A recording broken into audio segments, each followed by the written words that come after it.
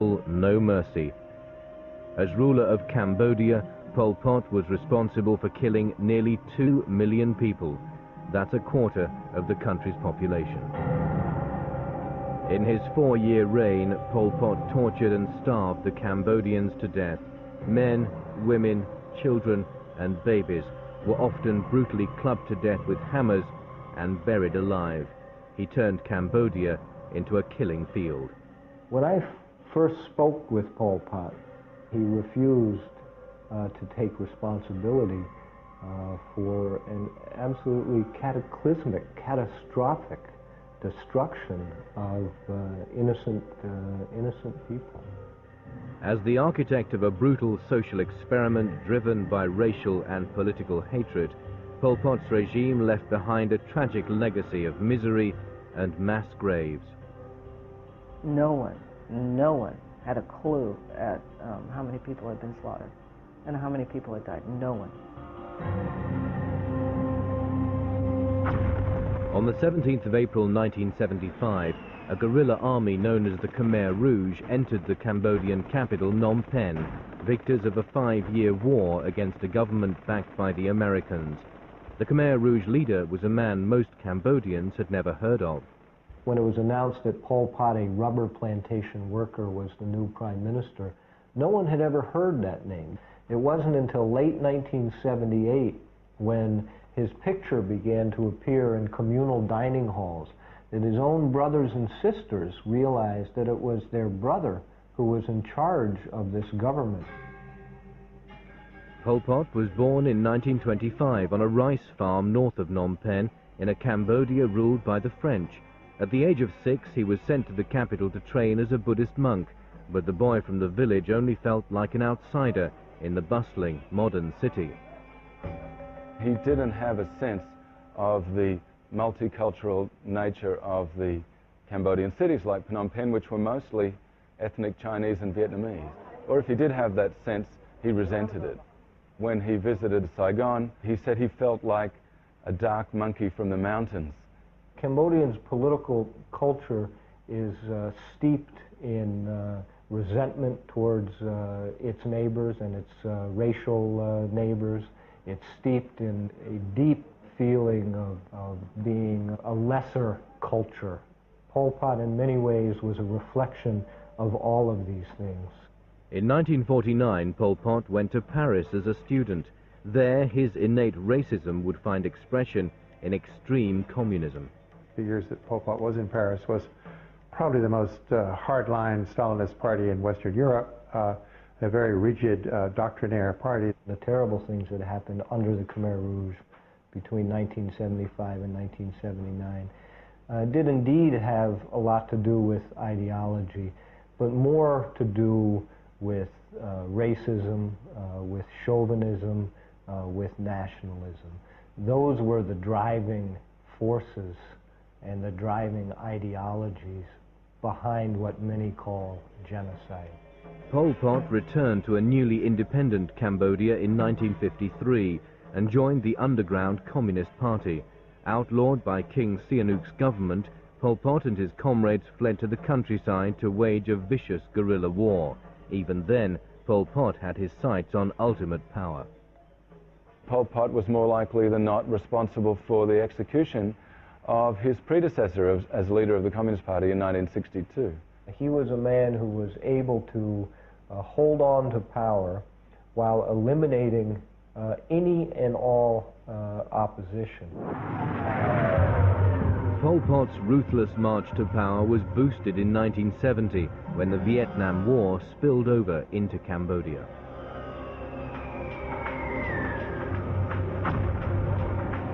Pursuing communist North Vietnamese troops across the border, the United States bombed huge areas of Cambodia, killing thousands of peasants in the process. This only increased support for Pol Pot's Khmer Rouge. There was this terrible mixture of historical events and terrible Cambodian political realities, which ended up with an orgy of mass murder, of which Pol Pot, without any question, was the architect. By April 1975, Pol Pot's Khmer Rouge were in the capital, Phnom Penh. When they achieved victory in April '75, they felt they were in a position to put in place and to carry out an extreme, pure, total revolution of a sort that was more extreme, more total, purer than any other revolution in history. When Pol Pot and his army arrived in Phnom Penh, they immediately evacuated the entire population into the countryside. In what would be known as Year Zero, Pol Pot began to destroy and rip up Cambodian society, reducing it to a state of primitive barbarity. It was very frantic, it was very chaotic, very scary. They just screamed and screamed into the bullhorn that said we had to leave. 2 million Cambodians living in Phnom Penh were evacuated in 72 hours. It's the take the basket and dump it upside down theory. You broke up every organization that anybody ever had. They were cut from their family, they were cut from their friends, they were cut from their professions, everything. Believing the city people to be contaminated by their past lives, Pol Pot would rewrite their histories. Money was banned, the Buddhist religion outlawed, and the country's name changed to Kampuchea. Then he dispersed the city people to peasant villages throughout Cambodia, where they would grow rice and build dams for the revolution. Here, in this idealized peasant state, he would purify them through hard labor and brutality.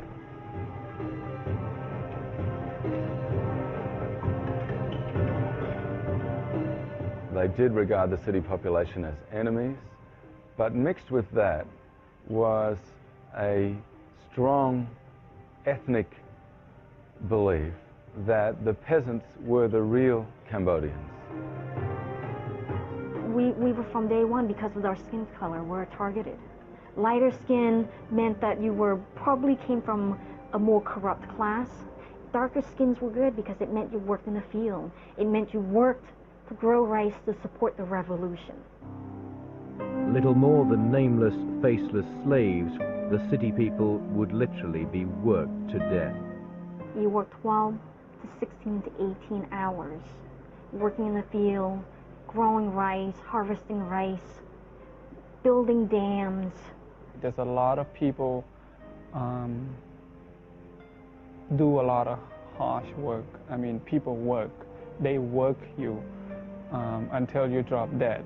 The Khmer slogan at that time was to keep you was no gain and to destroy you was no loss. So we knew that human life was cheap and that if we did not produce, we would be killed. Fear and the threat of arbitrary, casual death was everywhere. At one point, I remember just working, and then they just walk up and just shoot the person in the head. You know, the guy just walk up and go boom. In fact, most of Pol Pot's victims were killed not by bullets, but beaten to death with blunt instruments. We still didn't know who Pol Pot was. We didn't know what kind of a man he was. We didn't know what he looked like. And I remember just hearing all these accolades and praise about this mighty person, this strong person, this person who loved us, this person who wanted to bring our country back to its glory days. In Pol Pot's peasant utopia, starvation claimed most lives. The huge influx of city people into the rural areas meant there was not enough rice to feed them. Even the peasants themselves began to starve. And indeed, rice was withdrawn and exported by the party centre while these people were dying in massive numbers of starvation.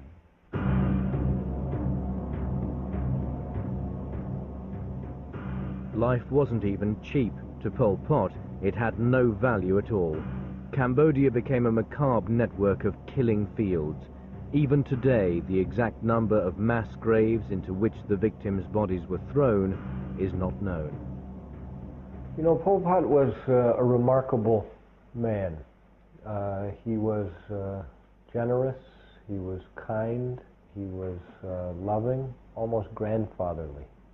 He had all of the characteristics of a great leader. There are a lot of Cambodians who don't believe that what happened under Pol Pot, in fact, was his doing, because he was too good a man. Pol Pot believes that what he did for the good of his country. Few Westerners ever got to meet Pol Pot whilst he was in power. One who did was American journalist Elizabeth Becker, who interviewed him in 1978.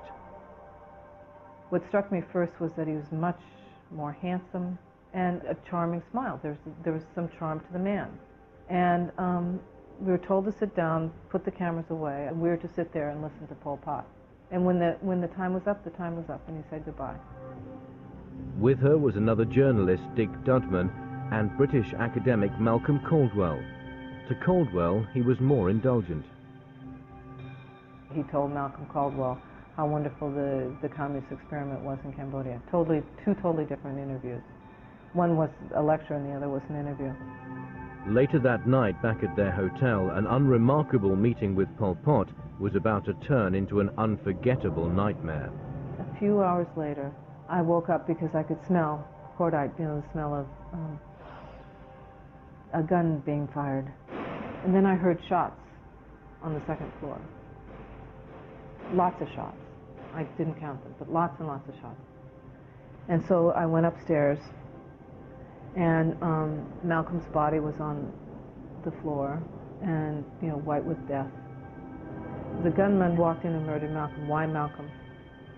The friend, the one friend of the regime, and not us.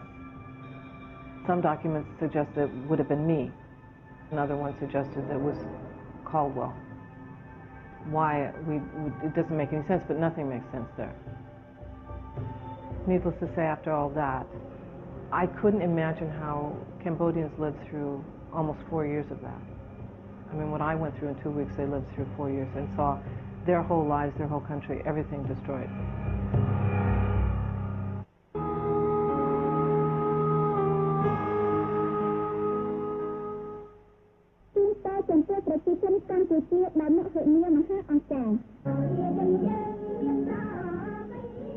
Within 2 years of Pol Pot coming to power, hundreds of thousands of Cambodians lay rotting in mass graves. Starvation, overwork, and summary execution had all taken its toll on the city people and the peasants. To prove yourself worthy to be kept alive, you have to be productive in the field. You have to be a productive person. They were monsters, but we didn't see them. I didn't see them as human beings. He never accepted that he was responsible for any of the suffering. He never accepted that any of the people who died were executed for anything but the right reason. And for him to admit the slightest remorse or the slightest responsibility would be intolerable. Compelled by the racism that was so much a part of his agenda, Pol Pot turned his attention to Cambodia's ethnic minorities.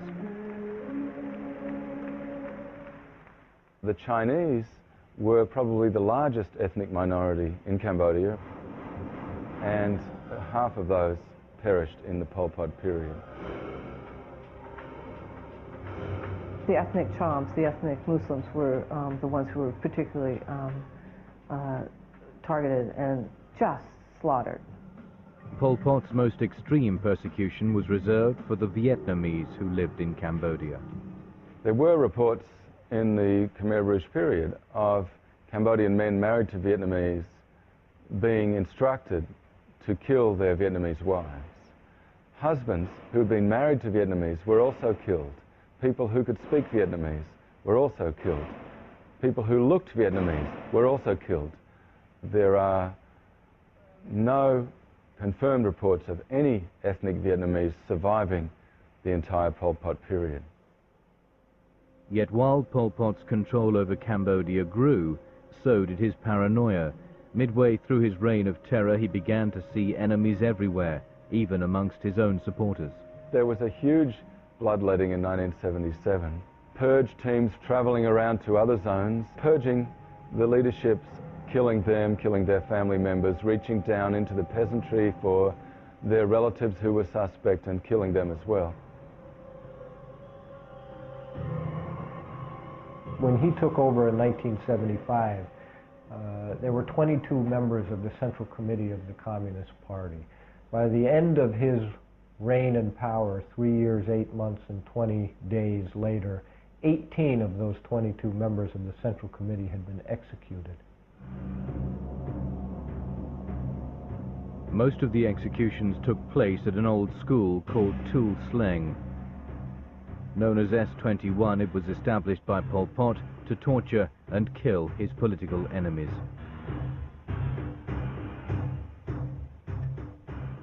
It's a terrible institution that I think epitomizes some of the cruelties and logic of the Pol Pot regime.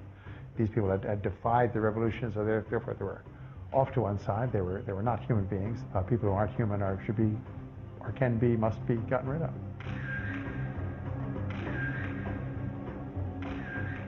In less than 4 years, Pol Pot sent between 14 and 20,000 people to S21.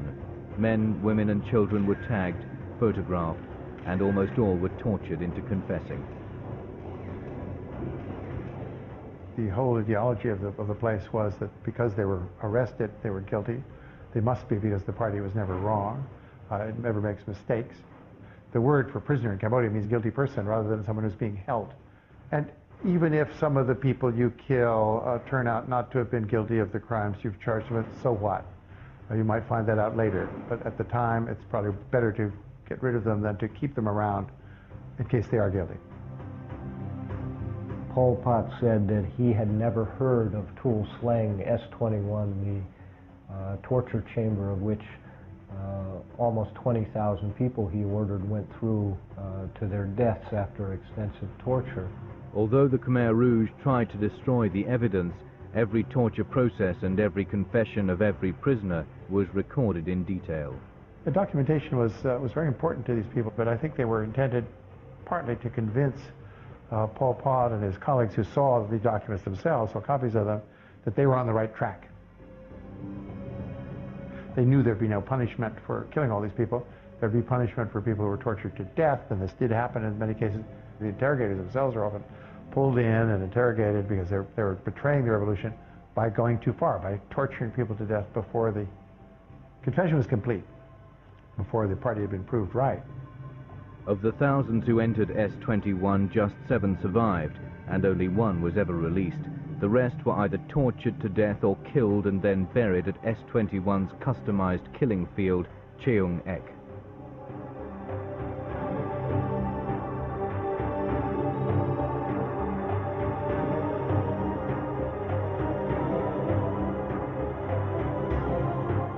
This was a systematic regime doing some systematic, cruel things to its own people for reasons that were demented but made sense to them.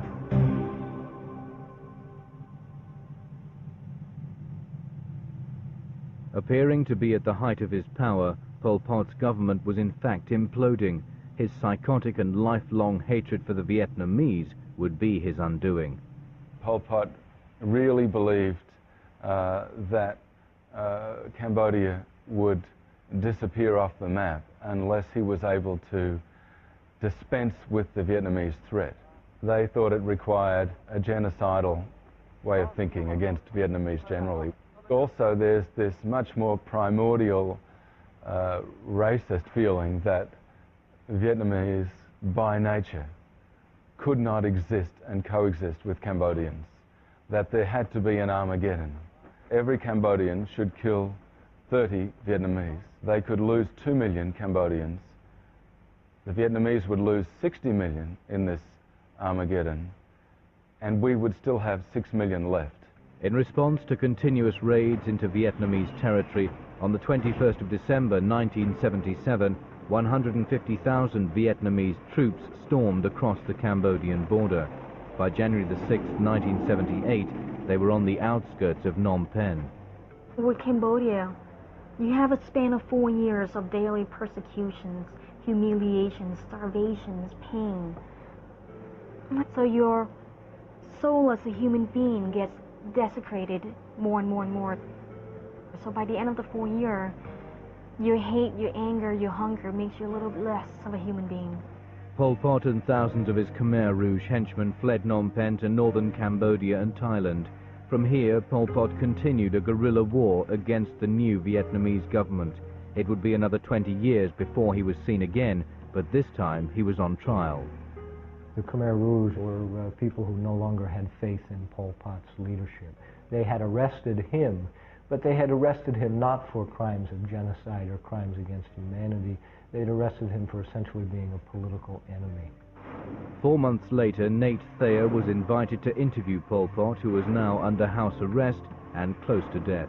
When I first spoke with Pol Pot, he came up to me and he put his arm on my shoulder and he said, in this raspy voice, he said, "Knyum Squalchimo Yuhai," which means, "I've known your name for a long, long time."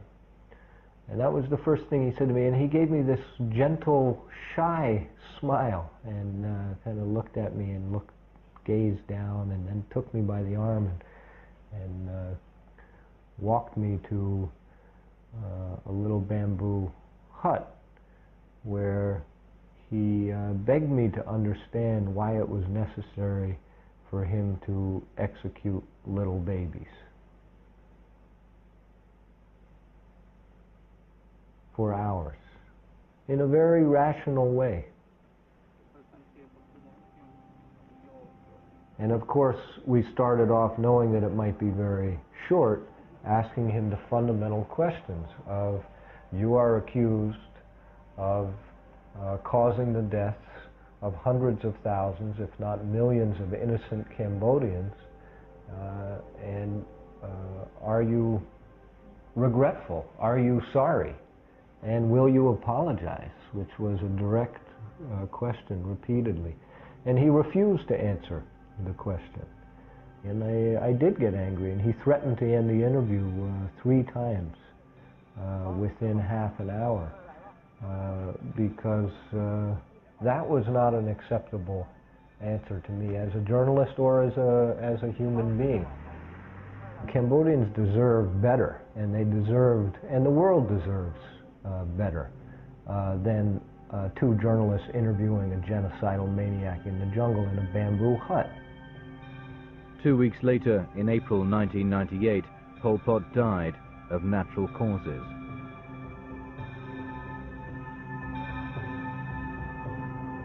The madness unleashed on Cambodia by Pol Pot and his colleagues will never be forgotten, but so far it has gone unpunished.